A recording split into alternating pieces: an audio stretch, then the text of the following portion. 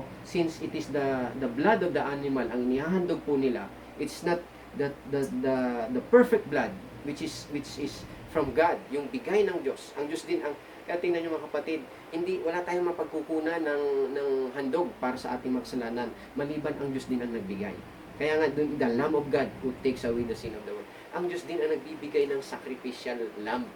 Kung siya ang nagbigay nito, siya ang nag-design nito, siya ang nagplano po nito. At nakita ng Panginoon na walang, ang lamb na yun mga kapatid, ay yung kanyang bugtong na anak, yung minamahal ng ating ng Ama, ng Diyos, yung ating Panginoong Jesucristo. Kaya yun po yung nangyari, purihin ang ating Panginoon. Kaya makikita nyo kung paano po yung nangyari po doon sa first Passover nila, bago sila lumabas ng Exodus, doon sa Egypt, bago sila lumabas, nakita natin doon yung anong ginawa nila doon, yung last plague mga kapatid, na bago sila lumabas ng Exodus, ay in-institute ng Panginoon, ipinahayag ng Panginoon, ibinigay ng Diyos kay Moses yung utos na sabi niya, ito ang inyong gawin. Sabi niya, ang last plague ay patayin lahat ng mga panganay na anak ng tao, hayop, lahat ng matanda, kailangang mamatay po yun. Lahat ng panganay, papatayin po yun. Pero doon sa bayan ng Diyos mga kapatid, yung Israel, ang sabi ng Panginoon, sabi niya, ito ang gagawin nyo, magpapatay kayo ng tupa. So meron pong sinunod sila doon, kung naalala na natin yan mga kapatid, na kailangan nilang alagaan bago dumating yung Passover na yan. 4 na araw bago yung Passover ay aalagaan nila yung tupa. Meron silang alagaang tupa, at pagdating doon sa eksaktong araw na yun mga kapatid, yung Passover, yung eksaktong araw ng Passover, papatay nila, sabay-sabay nilang papatayin yun. Kaya nga Passover, kasi Passover, ibig sabihin yung gabi na yun mga kapatid ay nag-Passover ang Panginoon. When He saw the blood, when He see the blood doon sa hamba ng mga bahay nila, na sabi ng Panginoon, patayin nyo itong tupa na to sa pagdating ng gabi, patayin nyo itong tupa na to. Nakita natin yung instruction ng Panginoon sa Exodus chapter 12, patayin niyo to, sabi niya, kunin niyo yung dugo at ipahid niyo sa inyong mga hamba. At yung tupa, sabi niya, ito ay ihawin niyo, kainin niyo, sabi niya. Isipin niyo mga kapatid, habang pinapatay ng Panginoon yung angel of death, namamatay yung mga panganay doon sa Egypt, ang ginagawa ng mga tao, mga kapatid, ng Israel, yung bayan ng Israel, ang ginagawa nila is feeding. Kumakain po sila nung tupa. Yung sacrifice, kung titingnan nyo, yung panganay na pinatay yung panganay ng mga Egypt, mga anak, hayop, panganay na anak, lahat ng panganay nilang anak ay pinatay doon, nagsisigawan. Pero ang yung bayan ng Diyos mga kapatid, yung tupa at yung tupang pinatay nila ay kinain nila. At sabi po doon sa Exodus, may instruction po yun mga kapatid. Sabi po doon, yan,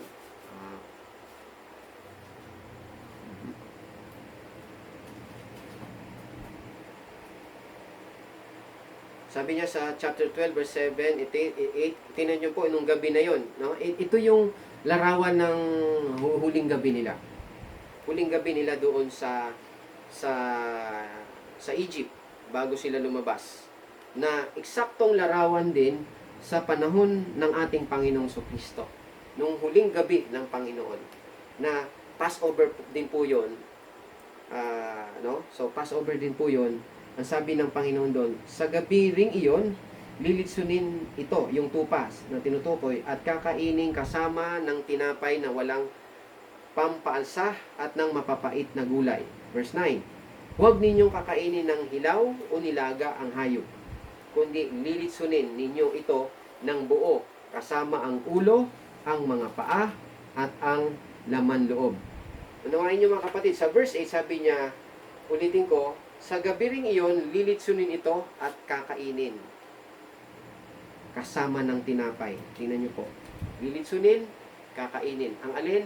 Yung tupa na pinatay po nila. Na kung saan, yung tupa na yon, nung pinatay nila yun, yung dugo, kinuha, nilagay dun sa hamba. Sapagkat sabi ng Panginoon, Dadating ang angel of death, sabi niya, at when I see the blood, I will pass over you. Doon pumasok yung salitang pass over.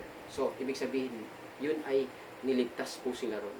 At dahil po dun sa ginawa nila, no, kailangan kumakain sila. The same thing mga kapatid, bago po mamatay ang ating Panginoon, bago niya inalay yung kanyang sarili, at yun yung pagtubos sa lahat ng ating mga kasalanan. At ito yung gabi, mga kapatid, huling gabi nila, kinabukasan, lalabas na po sila. The same thing sa panahon natin ngayon mga kapatid. Yung Last Supper, ginawa ng Panginoon sapagkat hindi na sila kakain. Hindi na sila kakain dun, katulad ngayong araw na ito mga kapatid.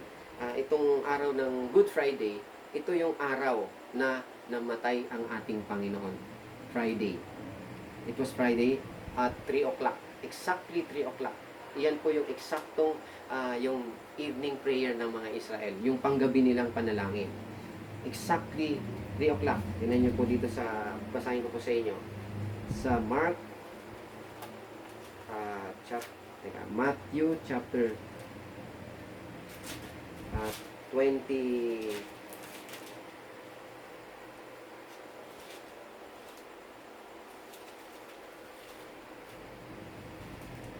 Sa Mark chapter 15. So, sa 15 ang gamitin po natin.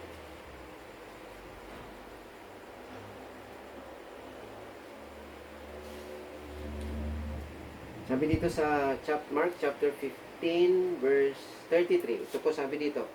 Now when the 6th hour has come, there was darkness over the whole land until the 9th hour. And at the 9th hour, Jesus cried out with a loud voice, saying, Eloi, Eloi, lama sabachthani, which is translated, my God, why have you forsaken me? Ang sabi dito, sa verse 37, and Jesus cried out with a loud voice and breathed his last. Then so sa verse 37, dun sa kung susundan natin, on the 9th hour, mga kapatid. And at the 9th hour, Jesus cried out with a loud voice, saying, Eloi, Eloi, lama sabachthani, my God, why thou hast forsaken me? So, kung papaano mga kapatid, na kaya nagkaroon po ng Passover, it is a commemoration doon sa nangyari nung sila ay bago lumabas ng Egypt, ay nagpatay po sila, ang Panginoon ay nagpatay. Una, ang Panginoon ay nagpatay. Hindi patay, hindi tao ang naging handog po doon mga kapatid ay yung mga unbelievers, yung Gentile, yung Egyptians. Sila yung naging handog, sila yung namatay, yung mga panganay po doon. Para itong Israelita na ito mga kapatid, dahil sa walang namatay sa kanila, pero ang naging handog sa kanila bilang panganay na parang nagiging larawan mga kapatid ay yung kanilang tupa. Yung inalagaan nilang tupa ay yun ang kanilang pinagsalusaluhang kainin. Na kaya nung ibigay sa kanila ang kautusan mga kapatid, naroon pa rin sa kanila yung Passover na inilalarawan after 50 days mga kapatid. This Passover after 50 days ang on the day of Pentecost, yun yung the day of Pentecost na ibinigay po sa kanila ang kautusan ni Moses. So, yun po yung 50 days. So, the same thing sa panahon natin ngayon. Jesus Christ died exactly on the Passover night, midnight, on the Passover night. Yun po yung, ito yung 3 o'clock. It was 3 o'clock when Jesus Christ died. Na namatay ang ating Panginoon 3 o'clock. At dahil po dun sa kamatayan ng Panginoon na yun, mga kapatid, tayo pong lahat ay natubos sa lahat ng ating mga kasalanan. Katulad sa Egypt, mga kapatid, yung mga Israelita, hindi sila yung namatay. Walang namatay, ni isa sa kanila. Actually, mga kapatid, dahil po sa, there's something, alam niyo po mga kapatid, kung bakit pinakain sa kanila yung tupa na yon, kailangan nilang kainin yon. At ang sabi doon mga kapatid, huwag niyong kainin. May instruction, ibig sabihin, there's nothing insignificant in the Bible. Hindi yun pinagawa sa kanila na walang kahulugan, walang mabigat na kahulugan. Bakit sila pinakain? At ang sabi ng Panginoon, kainin niyo ito, hindi roast, hindi hilaw. Huwag niyong kainin itong hilaw. Huwag niyo itong lagain. Parang pinakuluan lang. Sabi ng Panginoon, kainin niyo ito, litsunin. Sa English yun mga kapatid, do not eat them, do not, basahin ko muna mga kapatid sa English. Ang sabi po dito,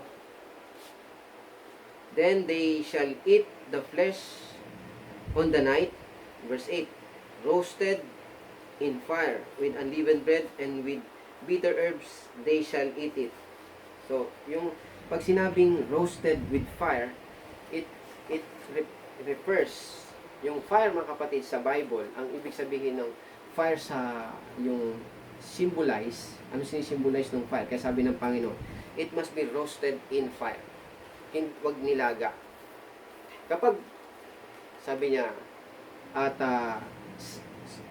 ang fire kasi mga kapatid, ang ibig sabihin niyan is judgment.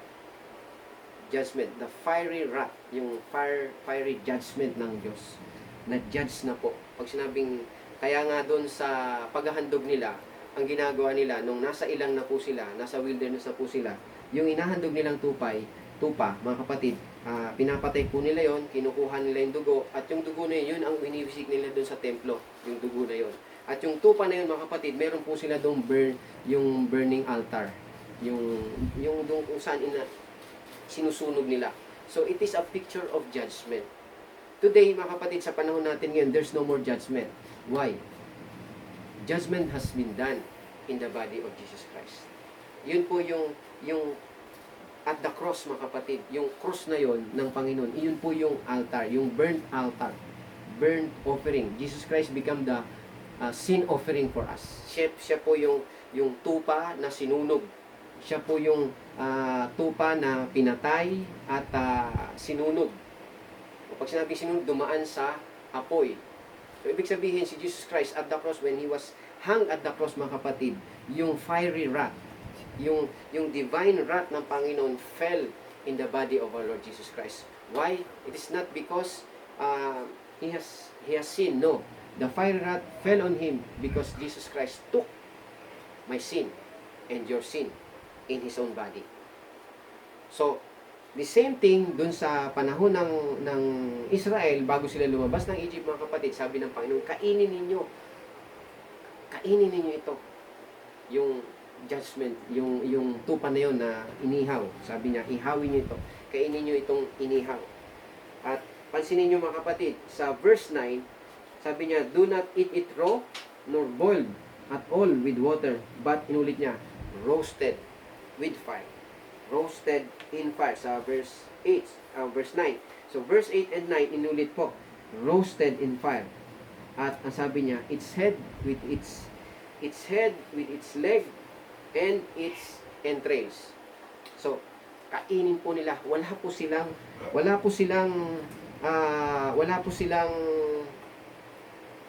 hindi kakainin. Wala po silang hindi uubusin. Kailangan ubusin nila. I-consume nila yon.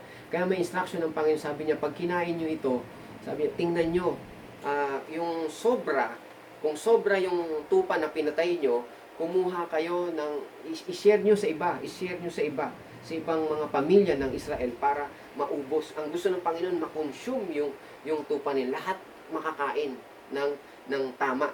At ang reason, mga kapatid, unawain nyo mga kapatid, alam natin na ang mga taong ito, yung 2 to 3 million population ng Israel sa Egypt, ay yung buong community na yon, lalabas po yun ng Egypt. At kailangan nila ng lakas, kailangan nila ng iba yung lakas, kailangan nila ng restoration. Kailangan, kung sino man may sakit sa kanila, sino mang mahina sa kanila, alam natin, may mga matatanda sa kanila. Kung makikita natin yung panahon ng Egypt, na yung palabas mga kapatid, na lumabas sila mula po dun sa Egypt, papunta sa ilang, makita natin, naglalakad po sila mga kapatid. Meron silang mga dala, may mga saklay-saklay po sila. Yun ang ipinakikita sa video o sa palabas mga kapatid. Pero according to the Bible mga kapatid, hindi po ganun.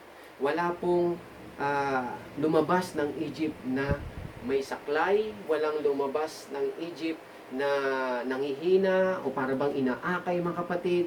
Wala, lahat po sila ay malalakas. At ang katunayan yan mga kapatid, ay babasahin ko po sa inyo sa chapter na sa aklat po ng awit. Yan ang po ang sabi dito.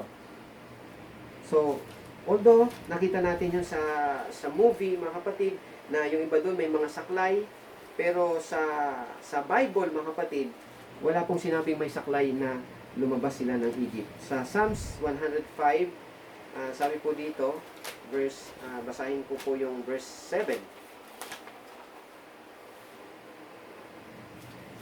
37, 105 verse 37, ang sabi po dito, sa English, mga kapatid, simulan ko sa 36 para alam natin ang tinutukoy nito ay yung paglabas nila sa Egypt. Sa 36 sabi niya, 105 verse 36 to 37, He also destroyed all the firstborn in their land. Yung firstborn, yung panganay doon sa Egypt. The first of all their strength. Kasi pag sinabing panganay, kaya yung time na yun, mga kapatid, na lumabas sila ng Egypt, yung panganay na anak ng hari, ng Pharaoh, ibig sabihin, yun yung magmamana ng kaharian ng hari, ay namatay. Ibig sabihin, wala pong pagmamanahan ang Pharaoh ng kanyang trono. Ibig sabihin, pag walang mapagmamanahan ng trono ang hari ng isang bansa, ang ibig sabihin yun, bagsak po ang kingdom na yun. Ang bagsak po ang kaharian na yun. Kaya sabi dito sa Bible, mga kapatid, ang pinatay ng Panginoon, the firstborn of all their strength. Parang inalisan mo ng strength ang Egypt.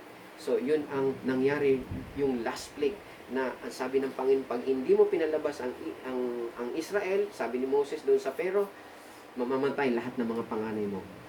Una naniwala, pero pinatigas ang puso ng Pharaoh. Sabi niya, hindi kayo lalabas. Kaya ang ginawa ng Panginoon, mga kapatid, pinatay. Nung gabi na yon, pinatay lahat ng mga panganay po nila. Pero yung Israel, yung bayan ng Israel, mga kapatid, ang sabi ng Panginoon, magpatay kayo ng tupa. So, ihawin nyo ito, wag nyo itong kainin ng hilaw o nilaga. Ihawin nyo ito. At kainin nyo yung kanyang ulo, yung kanyang hita, yung legs, sabi niya, at yung kanyang entrance, yung laman loob. Sa verse 37, sabi niya, kaya sabi ito, sa verse 37, He also brought them out with silver and gold. And there was none feeble among his tribes. There was none feeble. Pag sinabing none feeble, mga kapatid, wala pong mahina sa kanilang lahat. Matanda, bata, yung may sakit sa kanila, lahat po yun, lumabas po sila ng malalakas, malulusog, masisikla, at handang lumaban, handang tumakbo, handang lumakad, kahit gaano kalayo yung kanilang lalakarin. There was none feeble among their tribes. Isipin mo, tumatakbo sila, hinahabol po sila ng Egypt. Kung yung mga pipili-pili nyo tatakbo, hindi po sila aabot doon sa dagat na tambo na tatawirin nila at hindi sila makakalakad hanggang Egypt. Pero dahil po, mga kapatid, ang Panginoon ay nag-provide ng pagkain para sa kanilang kalusugan. Yun po yun, mga kapatid, yung tupa na pinatay nila. The same thing sa panahon natin ngayon, yung communion, mga kapatid. Bago mamatay ang ating Panginoon, hindi na natin, kung ngayon, kanina, alas 3, kung i-exacto natin yung oras, kanina alas 3, namatay ang Panginoon. Hindi natin siya pwedeng kainin. Nangyari yung pagkain nila before the death of our Lord Jesus Christ. Sabi niya, hindi pa siya namamatay, sabi niya, this is my body, which is broken for you. Ano yung body? Ano ba yung katawan ng Panginoon? Malusog, masigla, malakas. Walang sakit, walang karamdaman. Kaya nga, ibig sabihin nito, mga kapatid, there is power in the Holy Communion. There is power. Yung mahina, lalakas. Yung may kamatayan, mabubuhay. Amen. Kaya basahin natin sa 1 Corinthians chapter 11. Ito po ang sabi po dito. Verse 11. 1 Corinthians 11 verse 29.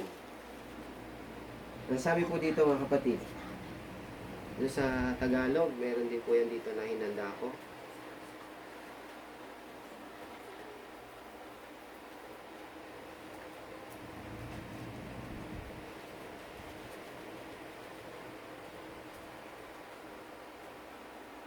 Sapagkat ang sinumang kumakain at umiinom ng hindi kinikilala ang kalagahan ng katawan ng Panginoon ay kumakain at umiinom ng kahatulan laban sa kanyang sarili. Verse 30, iyan ang dahilan kung bakit mahihina at sakitin ang marami sa inyo at may ilan ngang namatay na. So, ito yung dahilan. Anong dahilan daw mga kapatid? Bakit sila sakitin? Bakit sila maraming mahina at may ilan ay namatay na? Ang dahilan mga kapatid, yung pagkain nila, hindi nila kinilala yung kahalagahan ng katawan ng ating Panginoon. So it is important for us to realize the value of the body of our Lord Jesus Christ. When He was crucified at the cross, sabi ng Panginoon, this is my body which is broken for you. Hindi pa po broken. Now, ngayong gabi na to, Jesus Christ was broken. Jesus Christ was crucified. His body was broken, died, so that no one will die. His body who is healthy becomes sick at the cross, so that no one will be sick. His body was strong, but became weak at the cross. He became weak at the cross, so that no one will become weak for us. He was strong, but became weak. Receive our weakness in His body. He should not die, but He died that we should not die. Kaya sabi ng Panginoon, kainin ninyo ito, kanin. Gawin ninyo ito bilang pag-aalala sa akin.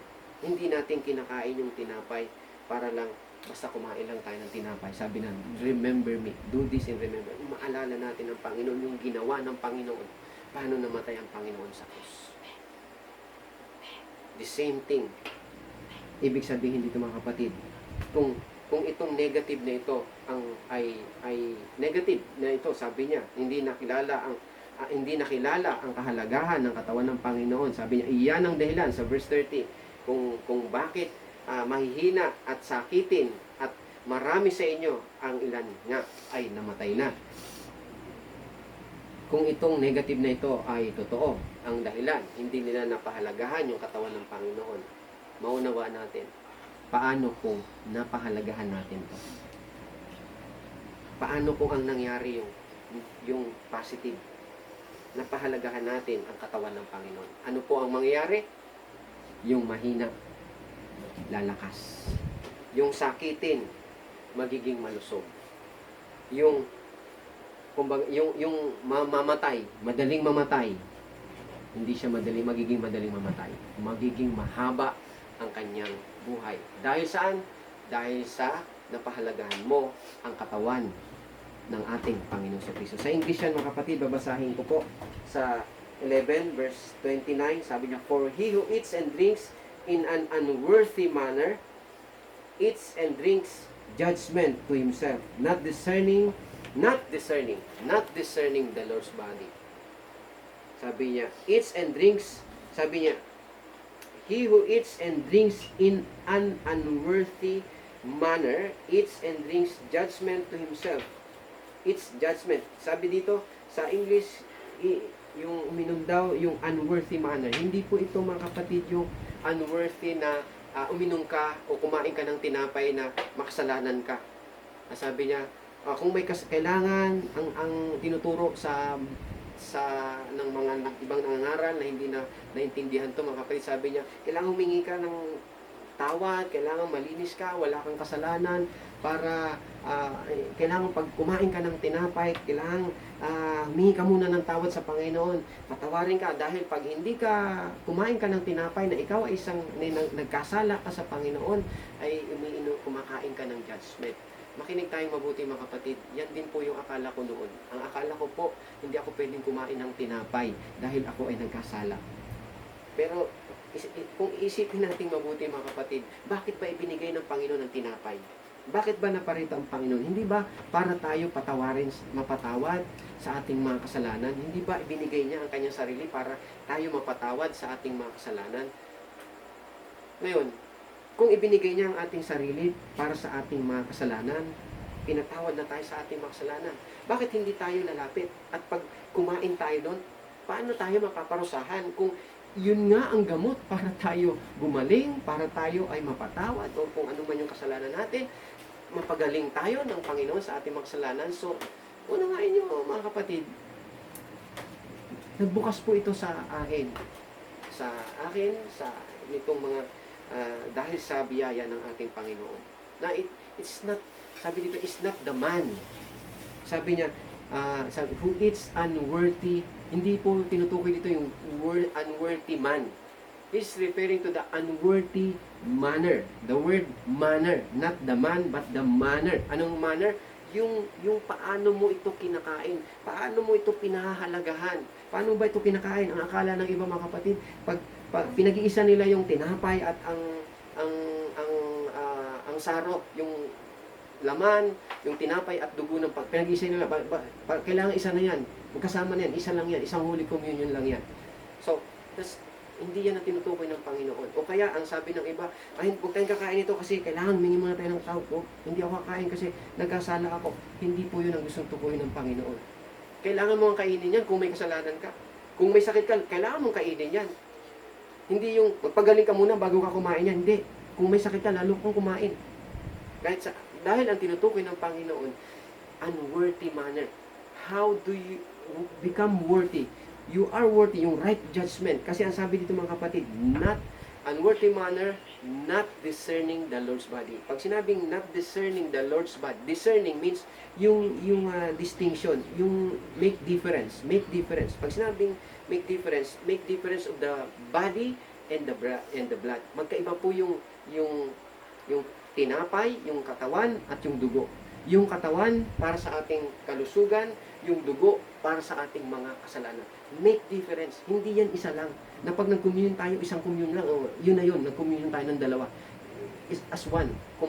Compounded as one. Make difference. Paghiwalayin mo, make difference. Itong tinapay na ito para sa kalusugan. Para sa katawan. Itong dugo na ito, itong cup na ito para sa kapatawaran ng kasalanan. Amen. So, ang sabi dito, sa verse 30, pag tinuloy natin, kaya sabi sa verse 30, for this reason, hindi po sinabing these reasons, with S, plural. This reason, one reason. Many Christians today, there's only one reason, that they die prematurely, they're sickly, and they're weak. The one reason why they die sickly, they are sickly and die prematurely, it is because they do not discerning the Lord's body. Kaya kung unawain natin ngayon mga kapatid, ito po yung fountain of youth para sa atin. Na sino mang kumain nito, ang kumakain nito mga kapatid ay mayroong buhay physically. Not just spiritually but physically, kalakasan po ito, buhay po ito sa ating katawan. Kaya sabi doon mga kapatid huwag niyong kainin yan na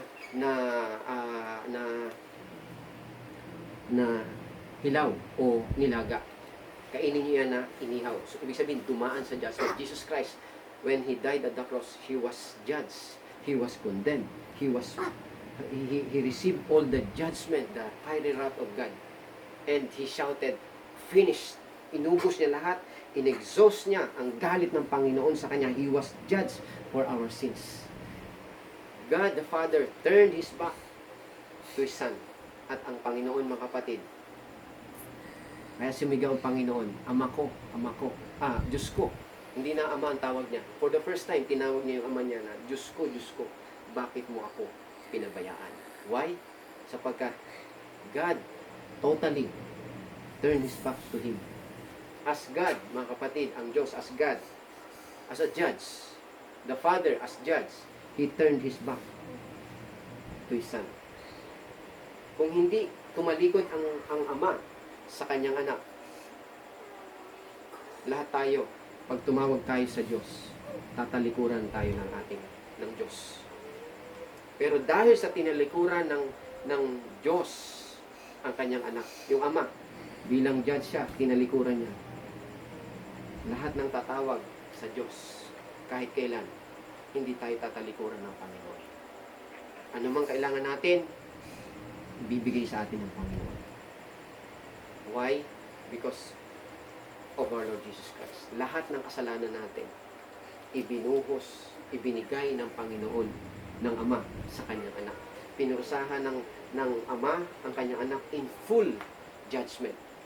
Nawain natin yan. Kaya lahat ng galit po, ito ang napakasakit sa isang anak katulad ng Panginoon sa Kristo, na siya ay talikuran ng Diyos, ng kanyang Ama. Kaya yung Ama na tinatawag niya, tinawag na niyang Diyos. Diyos ko. First time na tinawag niya, Diyos ko, bakit mo ako iniwan? Bakit mo ako pinabayaan? Amen. Jesus Christ took our place. Took your place at the cross. So that this time, we took the place of Jesus. The righteous place of our Lord Jesus Christ. Ibinigay niya sa atin yung katayo ng Panginoon. Na siya ang minamahal ng Diyos. Nung talikuran siya bilang judge, but in the heart of the Father, the Father loves him so much. As a father cried, the Father cried. As a judge, he turned his back. Kailangan niya parusahan ng kanyang anak. Pero as a father, the Father cried. But he was pleased to his son. You know why he cried? Yung puso ng Ama ay minahal siya, sapagkat minsan sinabi ng Panginoon, the Father will love me. Sa John chapter 10 verse 17, the Father will love me because I lay down my life. Father will love me. Hindi niya sinabing, my God will love me, but the Father will love me. So as a father, he really loved his son because he laid down his life for us, for you and me. That's why today we can come to God and receive all the inheritance, all the promises of our Lord, all the blessings, healing, deliverance, righteousness, peace, joy, everything. Sabi ng Panginoon, you are blessed in the heavenly places. You are now a son of God. Pag tinanggap natin yan, now, we are going to partake communion. So, today, Jesus Christ was sabi ng Panginoon, it is finished. Ibig sabihin, lahat ng requirements of the law is now served. Ibig sabihin, ano ba yung requirements of the law? All souls must die. All soul that sin must die. Jesus Christ died for us. Meaning to say, lahat yung sino mang tumanggap sa Panginoon, tinanggap niya ang ating Panginoon si Kristo. We are now forgiven of all our sins. Sabi ng Panginoon, it is finished. Na-fulfill na ng Panginoon ang kautusan. Ano yung requirements ng kautusan? Yung kamatayan. Lahat ng tao, walang